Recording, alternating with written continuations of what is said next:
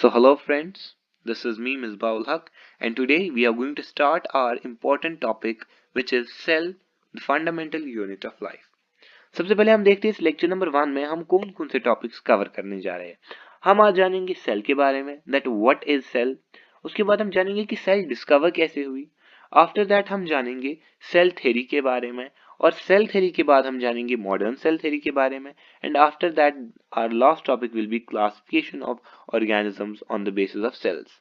ये आज के इस लेक्चर नंबर 1 में हम कंप्लीट करेंगे। So now we are going to start with what is cell. सबसे पहले हम जानेंगे कि सेल होती क्या है। All living forms are composed of microscopic units called as cells.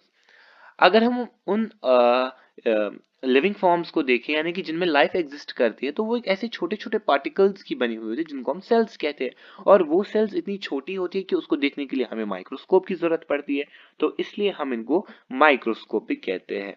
ठीक है, आफ्टर दैट देखते हैं। The word cell was derived from a Greek word cellule which means small room और हॉलो स्पेस। अगर हम इस सेल की ओरिजिन देखें, ये वर्ड सेल आया कहाँ से, तो ये सेल एक ग्रीक वर्ड सेल्यूले से आया है जिसका मतलब है स्मॉल रूम या हॉलो स्पेस। सबसे पहले आप इस पॉइंट को नोट कर लीजिए, ये जो पॉइंट है आप इस पॉइंट को नोट कर लीजिए। एंड इसके बाद मैं आपको एक मॉडल दिखाने जा रहा हूँ। ये देखिए सेल का मॉडल है। क्या आपको ये सेल किसी तरीके से हॉलो नजर आ रही है? Is it hollow? It's my question. क्या ये हॉलो है? ये मेरा क्वेश्चन है आपसे, और इसका आप आंसर करेंगे कमेंट सेक्शन में। बट इसका जवाब भी मैं अभी देने वाला हूं, बट उसके लिए आपको थोड़ा सा वेट करना पड़ेगा। सो इसको हम स्टार मार्क कर देते हैं। यानी कि इसके थ्रू हमें पता चला कि सेल एक ऐसे वर्ड से डिराइव हुआ है, एक ऐसे ग्रीक वर्ड से डिराइव हुआ है जो कि है सेल्यूले, और उसका मीनिंग है स्मॉल रूम या हॉलो स्पेस। ठीक है, इसको आप स्टार मार्क कर लीजिएगा। A cell is the basic structural and functional unit of all life form. जो हमारे पास सेल पाई जाती है, इट इज बेसिक। बेसिक यानी कि अगर हम बेसिक की बात करें, इधर मैं सारे लिख रहा हूं। बेसिक का मीनिंग है एनीथिंग, कोई भी चीज जो सेल से छोटी हो। ठीक है ना, सेल से छोटी कोई भी चीज हो वो इंडिपेंडेंटली एग्जिस्ट नहीं कर सकती है। इंडिपेंडेंटली एग्जिस्ट नहीं कर सकती है, इसका मतलब होता है बेसिक। ठीक है, तो cell is the only basic unit that can survive independently on its own. ठीक है, एग्जाम्पल ऑफ अमोबा ले लीजिए, बैक्टीरिया ले लीजिए, और स्ट्रक्चरल यानी कि एक ऑर्गेनिज्म का स्ट्रक्चर अगर हम देखें तो वो भी यही सेल्स ही बनाती है। और जो हमारे अंदर फंक्शंस होते हैं, मेटाबॉलिक रिएक्शंस होती है, मेटाबॉलिक फंक्शंस जो होते हैं वो भी इसी सेल में होते हैं। इसीलिए इसको बेसिक, स्ट्रक्चरल और फंक्शनल यूनिट ऑफ लाइफ कहा जाता है। ठीक है, after that structure, study of structure and composition of cell is known as cytology. अगर हम सेल के स्ट्रक्चर के बारे में पढ़ेंगे यानी कि सेल किन चीजों से बनी हुई है। देखिए हमारे पास डिफरेंट टाइप के सेल्स होते हैं। We have red blood cells, ठीक है, वी हैव नर्व सेल्स, और हमारे पास बैक्टीरियाज होते हैं, राउंडेड बैक्टीरिया, स्फेरिकल बैक्टीरिया, बहुत सारी चीजें होती है हमारे पास। बहुत सारी सेल्स हमारी बॉडी में पाई जाती है। ठीक है ना, तो अगर हम उनकी स्ट्रक्चर के बारे में पढ़े कि कौन सेल का स्ट्रक्चर कैसा है, और फिर उसकी कंपोजिशन के बारे में पता करें कि उन वो किस चीजों से बना हुआ है, ठीक है, प्रोटीन्स वगैरह उनमें क्या है, तो उसको हम साइटोलॉजी कहते हैं। ठीक है, सो बेसिकली अगर हम देखें तो अगर हम इस साइटोलॉजी वर्ड को डिकोड करें, ये साइटोलॉजी वर्ड है। साइटो का मतलब होता है सेल, इस चीज को आपको याद रखना है, हमें आगे भी जरूरत पड़ेगी। और लॉजी का मतलब होता है क्या? लॉजी का मतलब होता है study. So study of cell is known as cytology. अगर कोई पर्सन स्टडी ऑफ सेल करता है यानी कि वो उसके स्ट्रक्चर के बारे में जानेगा, उसके कंपोजिशन के बारे में जानेगा, तो उसको हम क्या कहेंगे? That basic the study is known as cytology. ठीक है, तो आफ्टर दैट, सो अब सेल को डिस्कवर किसने किया था? किसने सबसे पहले सेल को ऑब्जर्व किया था? So Robert Hooke was a person who discovered cell, and basically उस टाइम उसने इस सेल को कैसे डिस्कवर किया था? तो उस टाइम जो है शराब की जो बोतलें होती थी, वाइन की बोतलें जो होती थी, तो उनके ऊपर इस तरीके का वुडन वुडन का ढक्कन हुआ होता था। ठीक है, सो दिस इज वाइन। ठीक है, सो इसके ऊपर क्या हुआ करता था, एक वुडन ढक्कन हुआ करता था, ठीक है। वो किसका बना हुआ होता था, वो कॉर्क का बना हुआ था। तो उसने उसी कॉर्क स्लाइस को लिया और उसने अपना सेल्फ डिजाइन माइक्रोस्कोप बनाया, एंड आफ्टर दैट उस कॉर्क स्लाइस को इसके नीचे रखा, और जब उसने इसके अंदर देखा तो उसको कैसा स्ट्रक्चर नजर आया, उसको नजर आया कुछ इस टाइप का structure. He saw something like this, उसको कुछ इस टाइप का स्ट्रक्चर नजर आया और उसने कहा कि यही है सेल, ठीक है, दिस इज सेल। इसी वजह से सेल एक ऐसे वर्ड से, ऐसे ग्रीक वर्ड से डिराइव हुआ जिसका मतलब स्मॉल रूम या हॉलो स्पेस था। तो बेसिकली रॉबर्ट हुक ने क्या देखा था, रॉबर्ट हुक ने सेल वॉल देखा था और उसने कहा कि मैंने सेल देख ली। अब आप कहोगे अरे इसने तो इतनी छोटी सी बात कही, मैंने सेल देख ली, और जबकि उसने सेल देखी भी नहीं थी, क्योंकि इसने जो अपनी माइक्रोग्राफिया बुक में जो इसने फोटो लगाई है that is something like this, ठीक है ना, इसी तरीके की वो है। बेसिकली उसने क्या देखी थी, उसने सेल वॉल देखी थी, ठीक है ना, क्योंकि उसने प्लांट सेल को लिया था और डेड प्लांट सेल को, ठीक है। सो उसने बेसिकली सेल वॉल देखी थी, लेकिन फिर भी हम उसको क्यों क्रेडिट दे रहे हैं सेल देखने का। देखिए आप ये टाइम देखिए, टाइम क्या है, इट इज 1665। ये एक ऐसा पीरियड था जब लोग कहते थे कि अगर हम ग्रेन की कहीं पर बोरी रखें, अनाज रखें, चावल रखें, तो उससे हमारे रैट्स पैदा हो जाते हैं। ग्रेन की बोरी अगर हम रात भर कहीं पर रखें तो उससे रैट्स पैदा हो जाते हैं। तो बेसिकली क्या होता है, रैट्स ग्रेन्स को खाने आते हैं, लेकिन वो कहते थे कि यही ग्रेन्स रैट्स में बदल जाते हैं। आप देखिए उस टाइम के लोगों की आइडियोलॉजी में एक ऐसा शख्स आया, ऐसा इंसान आया, रॉबर्ट हुक, जिसने कहा कि ये जो है हमारी बॉडी सेल्स से बनी हुई है, ठीक है, जो हमारी बॉडी है it is made up of cells, ये कोई ग्रेन से कन्वर्ट होके रैट नहीं बन जाएगा, ये हमारी किन से बनी हुई है, सेल से हमारी बॉडी बनी हुई है। और उस टाइम में ऐसी ऐसी ऑब्जर्वेशन बताना, और बेसिकली 1665 की एडवांसमेंट के अकॉर्डिंग, तो इट इज वेरी मच, तो इसलिए हम सेल की डिस्कवरी का क्रेडिट हमारे रॉबर्ट हुक को ही देते हैं, ठीक है। उसके बाद first living cell was discovered by AV Leeuwenhoek in 1673। So AV Leeuwenhoek और एक आदमी था, सो इसने लिविंग सेल को डिस्कवर किया, रॉबर्ट हुक ने डेड सेल को डिस्कवर किया था, ठीक है। और अगर हम देखिए एवी लेवेनहुक, इसने लिविंग सेल को डिस्कवर किया था, इसने बेसिकली पॉन्ड वाटर में बैक्टीरिया को देखा था, ठीक है, तो बैक्टीरिया को इसने देखा था। द टर्म, इसको पढ़ते हैं, protoplasm was discovered by Felix Dujardin and named it as sarcode. देखिए फिर से मैं आपको ये दिखाना चाहूंगा, तो इसका आंसर तो आपको मिल गया, आंसर इज नो। और अगर हम देखिए रॉबर्ट हुक ने क्यों कहा, तो वो भी मैंने आप लोगों को एक्सप्लेन कर दिया, ठीक है। देखिए न्यूक्लियर के अंदर हमारा होता है न्यूक्लियोप्लाज्म, और सेल के अंदर होता है हमारा साइटोप्लाज्म। न्यूक्लियस के अंदर हमारा न्यूक्लियोप्लाज्म क्या होता है, it is jelly like substance present inside the nucleus, and cytoplasm is a jelly like substance present in the cell from the nuclear membrane to the cell wall, ठीक है।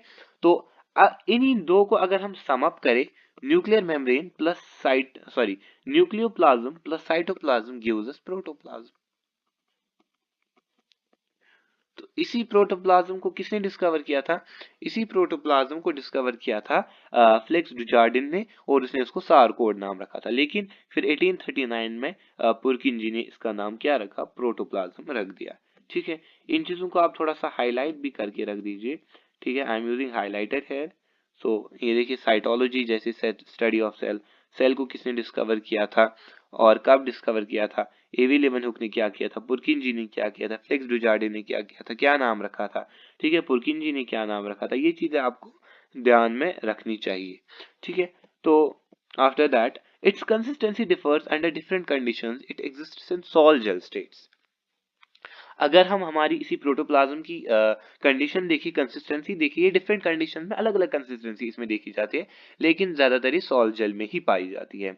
Protoplasm is an aggregate of various proteins, carbohydrate, fats, nucleic acid and vitamin. तो अगर हम देखिए हमारा ये protoplasm, अब देखिए ये प्रोटोप्लाज्म देखिए हमारे ऑर्गेनेलीज जब अपनी अपनी चीजें या ट्रांसफर ऑफ मटेरियल्स करते हैं from one organelle to another organelle, वो वेजाइकल्स में बढ़ते हैं, ठीक है। We will learn about these things, vesicles क्या होती है। बट अगर हम देखें तो ये वेजाइकल्स में अपना जो भी पर्टिकुलर चीज उनको भेजना होगा, कोई भी प्रोटीन वगैरह भेजना होगा, इसी वेजाइकल के थ्रू भेजते हैं। और ये किधर से जाता है, ऑब्वियस सी बात है साइटोप्लाज्म के थ्रू ही तो निकलेगा। तो इस वजह से साइटोप्लाज्म में भी हमें कुछ प्रोटीन्स वगैरह देखने को मिलते हैं। तो ये सारा कुछ हमारा किसके बारे में था, सेल के बारे में। अब हम देखेंगे सेल थ्योरी के बारे में। In 1839, Sledden and Swan studied and concluded that animals are composed of cells but are different from plant cells. 1839 में Sledden, he was a botanist and Swan was a zoologist, इन्होंने studies कर दी, ठीक है। तो सबसे पहले इन्होंने हाइपोथेसिस दी, इन्होंने सिर्फ कहा, स्लेडन ने कहा that all animals are made up of all plants are made up of ये सेल्स, और इसने कहा all animals are made up of cells. But after that क्या हुआ, आफ्टर दैट इन्होंने क्या कर दिया, ये जो है हमारे स्लेडन और स्वान, इन्होंने आपस में फिर एक्सपेरिमेंट कर दिया और इन चीजों का एक्सपेरिमेंटली प्रूव कर दिया, बट इससे पहले इन्होंने सिर्फ एक हाइपोथेसिस ही दी थी। In 1855, Rudolf Virchow further expanded the theory. तो रुडोल्फ विर्चाव की इस थ्योरी में क्यों जरूरत पड़ गई? देखिए इन्होंने क्या कहा, इन्होंने कहा कि प्लांट्स भी सेल्स से ही बने हुए हैं और एनिमल्स भी सेल्स से ही बने हुए हैं। Plants are also made up of cells and animals are also made up of cells. दोनों सेल्स के ही बने हुए हैं, ठीक है। उसके बाद लोगों में एक क्वेश्चन आ गया कि अगर दोनों सेल से ही बने हुए तो ये सेल आई कहां से, ये सेल आती कहां से है? तो इसी का जवाब रुडोल्फ विर्चाव ने दे दिया। इन्होंने कहा ओमनी सेल्यूला ई सेल्यूला, इसको भी मैं हाईलाइट कर देता हूं।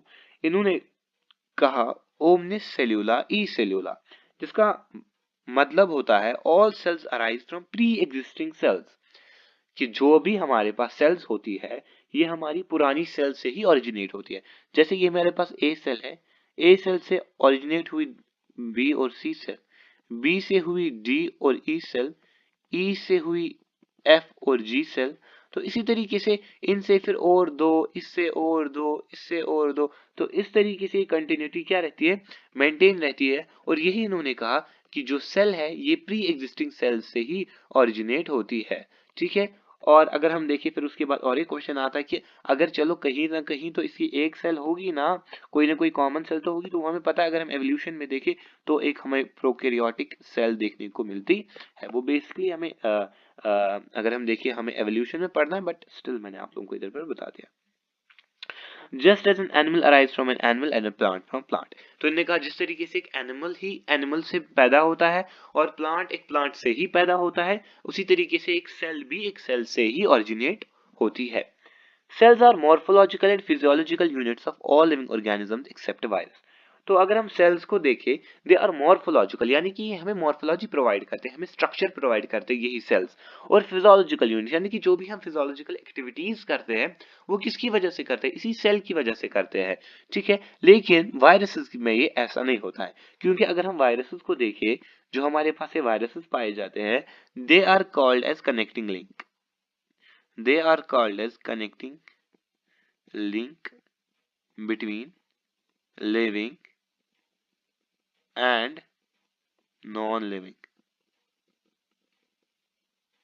अगर हम वायरसेस को देखें तो इनको हम कनेक्टिंग लिंक कहते हैं, किन किन के बीच में, they are known as connecting links between what, between the living organisms and non living organism.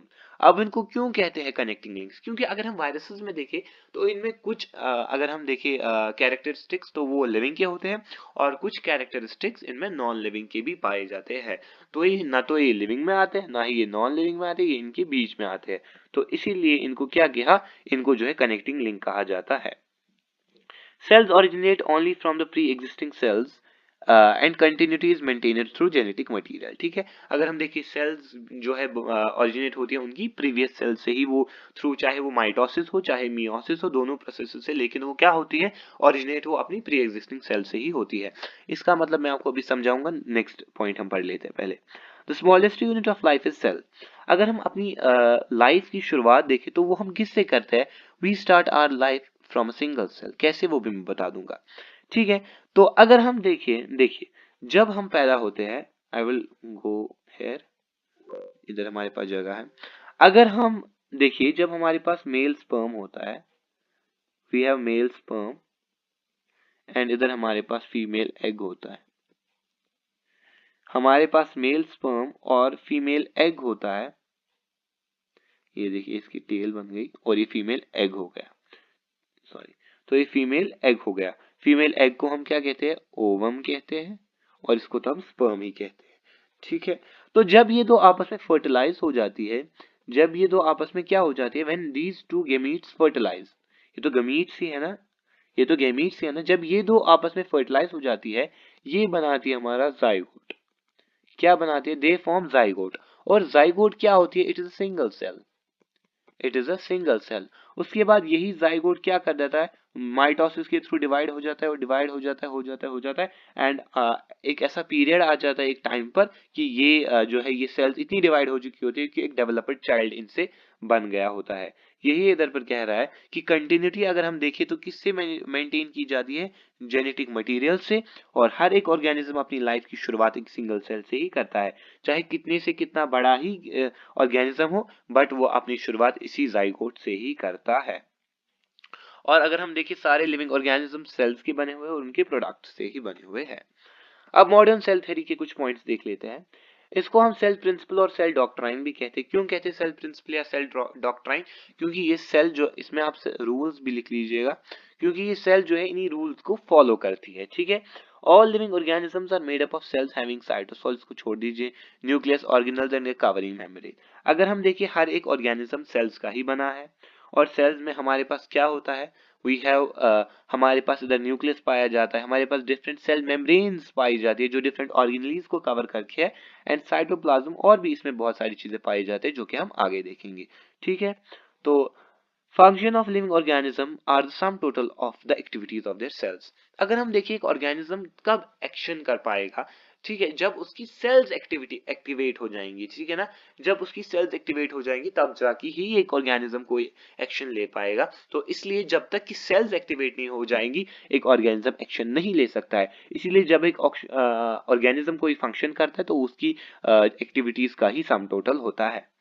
Cell can survive independently but organelles can not do. मैंने आपको कहा पहले कि सेल्स जो है इंडिपेंडेंटली सर्वाइव कर सकते हैं, लेकिन ऑर्गेनेल्स ऐसा नहीं कर सकती है। ठीक है, all cells arise from pre existing cells. ये भी मैंने, ये तो इधर ही का है, ये पॉइंट्स है, तो ये सेल, इसको हम कहते हैं फिर कॉन्क्लूजन। ये जो इधर पर लिखिए हमारे पास, दिस इज बेसिकली कंक्लूजन। क्या है ये कंक्लूजन है। कॉन्क्लूजन कि हमने रुडोल्फ विर्चाउ और स्क्लिडन एंड स्वान की दोनों की इन थ्योरीज को देखा और एक नई थ्योरी बना दी जिसको हमने मॉडर्न सेल थ्योरी कह दिया। तो इसमें कुछ पॉइंट्स हमारे रुडोल्फ विर्चाउ के भी है और कुछ पॉइंट्स हमारे किसके हैं? स्क्लिडन और स्वान के भी है। ठीक है, तो cells arise from pre existing cell, ये भी हमने बात कर दी। It is the unit of structure and function, इसके बारे में भी हमने बात कर दी, कैसे स्ट्रक्चर हमें बनाता है और कैसे ये हमारे फंक्शन कैसे करता है, मेटाबॉलिक रिएक्शन इसमें होती है। So growth of an organism is due to increase in size and number of cells. देखिए फिर से मैं इस बात पर आऊंगा जो मैंने इधर पर आप लोगों से कही थी कि एक सेल किससे बनी हुई होती है? हर एक ऑर्गेनिज्म अपनी स्टार्ट, अपनी लाइफ की स्टार्ट एक जाइगोट से ही करता है, एक सिंगल सेल से करता है। ठीक है, तो अब मैं इसी बात पर फिर से आऊंगा। देखिए हमारे पास क्या होती है, ये हमारे पास जाइगोट है, ये हमारे पास जाइगोट है। ये माइटोसिस के through we shall discuss all these processes कि माइटोसिस क्या होता है एंड मियोसिस क्या होता है। ठीक है, फिलहाल आप माइटोसिस में इतना याद रख लीजिए कि माइटोसिस में जो है दोनों सेल्स को इक्वल मिलता है जितना पहली सेल को था। फॉर एग्जाम्पल के तौर पर मैं इधर आप लोगों को समझाना चाहूंगा। जो हमारे पास ये माइटोसिस रहता है, माइटोसिस रहता है, इसमें अगर हमारे पास सेल के पास 20 रुपीज है, it's just for an example. ठीक है, 20 रुपीज है, तो जो इसकी डॉटर सेल्स रहेंगी, ये पेरेंट सेल होगी, हमारी पेरेंट सेल होंगी, तो जो हमारे पास ये डॉटर सेल्स होंगी इनके पास भी 20 रुपीज ही होंगे और इसके पास भी 20 रुपीज ही होंगे। फिर जो इनसे डॉटर सेल्स निकलेंगी इसके पास भी 20 और इसके पास भी 20, फिर इसके पास भी 20 और इसके पास भी 20, आगे कंटिन्यू रहेगा। तो ये कैसे होगा? ये तभी होगा जब ये ओरिजिनल सेल अपने अंदर के मटेरियल को डबल करे। देखिए जब ये 20 है तो इसको 20 को डबल करना होगा 2 से, तो ये 40 बनेगा, तभी ये इनको दो पार्ट्स में डिवाइड करेगा। सो इसके बारे में हम आगे जानेंगे, बट फिलहाल आप इतना याद रख लीजिए कि ग्रोथ ऑफ एन ऑर्गेनिज्म कब होती है? जब उसकी जो उसके अंदर की सेल्स होती है जब वो इंक्रीज होती है। ठीक है, और नंबर ऑफ सेल्स भी बढ़ जाती है। ठीक है, तो जब हमारे पास जाइगोट होता है ठीक है। जाइगोट जब हमारे पास होता है तो वो एक सिंगल सेल ही होता है, फिर वो डिवाइड होता रहता है और ऐसा पर्टिकुलर टाइम आ जाता है कि एक न्यूली डेवलप्ड चाइल्ड तैयार होता है। वो किससे होता है? इसी जाइगोट से होता है। और उसका साइज भी कब बनेगा, ग्रोथ कब होगी? जब ये सेल्स डिवाइड होंगी। और ये सेल्स कब डिवाइड होगी? जब इनको प्रॉपर प्रोटीन्स मिलेंगे। So this was all about the modern cell theory. अब हम types of cells on the basis of number of cells देखने जा रहे हैं। सॉरी, बेसिकली इधर पर टाइप्स ऑफ ऑर्गेनिजम्स हैं, types of organisms on the basis of number of cells. देखिए, एक ऑर्गेनिज्म को हम डिफरेंट टाइप ऑफ इनमें हम इनको डिवाइड कर सकते हैं, कैटेगरीज में डिफाइन कर सकते हैं, ठीक है। तो लेकिन अगर हम सेल्स की तौर पर देखें तो बेसिकली इनको दो टाइप में हम डिवाइड कर सकते हैं। सबसे पहले हमारे पास आ जाता है यूनिसेल्यूलर। यूनि में अगर हम देखें तो हमारे पास पहला ही वर्ड यूनि आ जाता है, जिसका मतलब वन होता है। सेल्यूलर का मतलब सेल। तो ऐसा ऑर्गेनिज्म जिसमें सिर्फ एक सेल होती है या एक सेल का बना हुआ होता है, वो उसको हम यूनिसेल्यूलर कहते हैं। और इसमें यही एक सेल सारे फंक्शंस करती है जो उसकी सर्वाइवल के लिए जरूरी है। हम अमोबा को ले लेते हैं, या हम बैक्टीरिया को ले लेते हैं, ठीक है। या हम क्या किसको ले लेते हैं? बैक्टीरिया को ले लेते हैं। तो अगर हम देखें अमोबा में, क्या अमोबा में एक्सक्रीशन नहीं होती है? क्या अमोबा में एक्सक्रीशन नहीं होती है? क्या अमोबा में इजेशन नहीं होती है? क्या अमोबा मूवमेंट नहीं करता है? क्या अमोबा लोकोमोशन नहीं करता है? सेम इसी बैक्टीरिया के साथ भी देख लीजिए। तो ये भी जो इनकी सर्वाइवल के लिए जरूरी चीजें, ये सारी चीजें वो करते हैं यूनिसेल्युलर ऑर्गेनिजम्स, ठीक है। जैसे कि अमोबा, बैक्टीरिया भी लिख लीजिए, ठीक है। उसके बाद आते हैं मल्टी सेल्युलर। मल्टी उधरी से कह रहा है कि ये मोर देन टू है। So which are made up of numerous cells, जो बहुत सारी सेल्स की बने हुए होते हैं उनको मल्टी सेल्युलर ऑर्गेनिजम्स कहते हैं। तो ये सेल्स क्या होती है? These cells combine to form an organ. ये सेल्स कंबाइन होती है और एक ऑर्गन बनाती है, ठीक है। तो ये सेल्स क्या करती है? ये सेल्स आपस में कंबाइन हो जाती है, ठीक है। तो ये हमारे पास एक सेल है अभी, तो यही सेल क्या हो जाती है? ऐसी हमारे पास बहुत सारी सेल्स आ जाती है और ये कंबाइन हो जाती है आपस में, चाहे सिमिलर हो या डिफरेंट हो, भी हम इसके बारे में टिश्यूज चैप्टर में देख लेंगे। तो ये बहुत सारी सेल्स आपस में जुड़ जाती है, ठीक है। तो ये बहुत सारी सेल्स क्या हो जाती है? आपस में जुड़ जाती है और एक ऑर्गन बना लेती है, ठीक है। और क्या बना लेती है? एक ऑर्गन बना लेती है। उसके बाद ऑर्गन्स पर, तो अगर हम इन्हीं ऑर्गन्स को देखें तो ये ऑर्गन्स फिर क्या करते हैं? ये organs different type of functions perform करते हैं और ऑर्गन सिस्टम एक बनाते हैं, ठीक है, with further forms and organism, ठीक है। जैसे हमारे पास डाइजेस्टिव सिस्टम हमारा होता है, तो उसमें क्या होता है? इंटेस्टाइन्स की सबसे पहले हमारा ओइसोफेगस से आता है, फिर स्टमक में जाता है और इसी तरीके से आगे। तो इसमें डिफरेंट टाइप के ऑर्गन्स पार्टिसिपेट करते हैं। हमारा ओइसोफेगस, हमारा स्टमक, हमारी लार्ज इंटेस्टाइन, स्मॉल इंटेस्टाइन और एनस वगैरह। तो ये सारे क्या आ जाते हैं हमारे? ये हमारे सारे ऑर्गन्स आ जाते हैं। और यही ऑर्गन्स जब आपस में मिल जाते हैं तो एक ऑर्गन सिस्टम बना लेते हैं और वही एक ऑर्गेनिज्म को बनाता है, कॉन्स्टिट्यूट करता है, जैसे प्लांट्स और एनिमल्स। तो आज के हमारे सारे टॉपिक्स कंप्लीट होते हैं। We shall meet in another video. Take care.